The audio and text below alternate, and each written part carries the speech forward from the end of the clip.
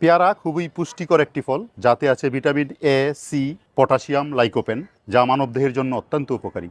এছাড়া যদি আপনার এই যে কচি পাতাটা এখান থেকে ছিঁড়ে এটাকে একটু পানিতে ধুয়ে জাল দেওয়ার পরে হালকা সবুজাভ একটা কালার আসবে, পেয়ারা পাতা জাল দেওয়া গরম জলটা যদি আপনারা প্রতিদিন সেবন করেন তাহলে স্বাস্থ্যের জন্য অত্যন্ত উপকারী।